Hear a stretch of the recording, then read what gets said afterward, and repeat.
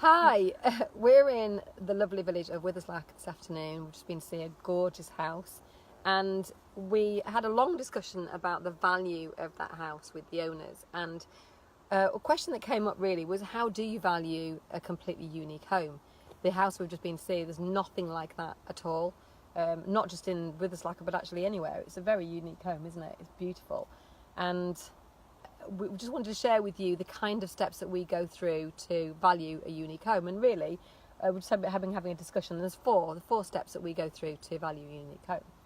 Yes, the first one we use is precedent. So precedent in the area, we try and keep it to within a 1 mile radius, but obviously in the lakes, sometimes you've got to go a bit further afield. So it's quite a traditional estate agent method, but it can give you some idea of the types of homes that are selling in the area and the kind of value that they're going for. And what's already sold as well. Because sometimes when you see houses that are actually on the market, if they haven't sold, then can you really use that as a benchmark? If you don't know whether they're getting interest and they're anywhere near a sale, they could be on the market for 5 years at that price. So you can't always use prices of houses on the market. We prefer to use the prices that have sold. But then again, you don't actually know what the history of the sale is.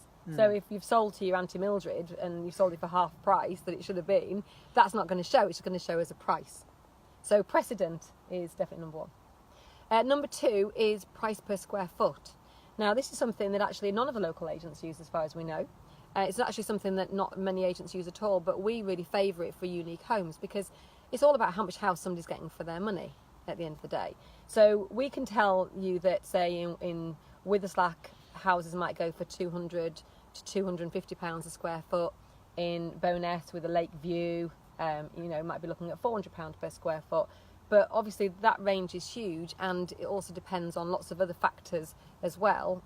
Location, position, type of house, the sort of appeal of the house, all those things kind of go into the mix. But ultimately, it's amazing how accurate a price per square foot is, isn't it? It is, yeah. Even if you look at, again, going back to precedent and price per square foot, what's sold over the last few years, it's always within a certain range. Well, generally.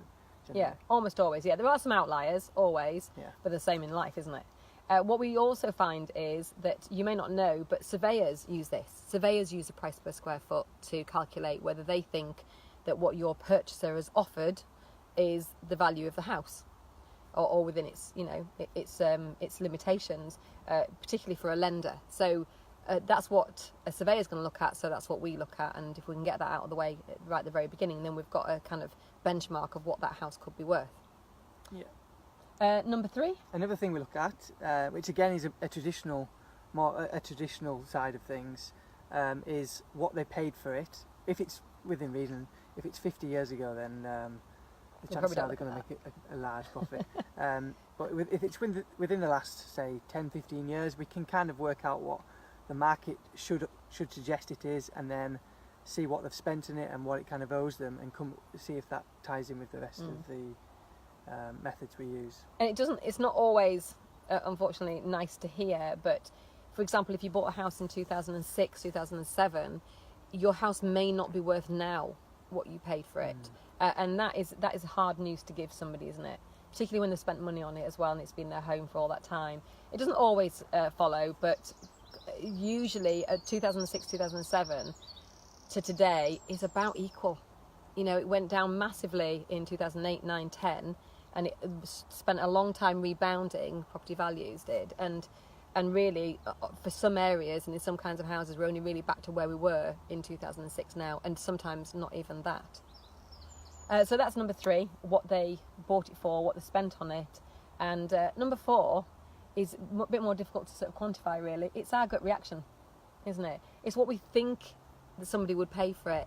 We know our buyers, we know we take them around lots of houses, we get their feedback, and it's just kind of a gut reaction to, yes, this feels like about a £500,000 house. Yeah, it's more of a tick box exercise, so it has this, it has this, it has this, and what people have asked for in the past for what maybe a home doesn't have, so you can kind of come to some conclusions that way. Yeah, I think we know what a buyer will and won't pay for a house within reason. Sometimes we're wrong.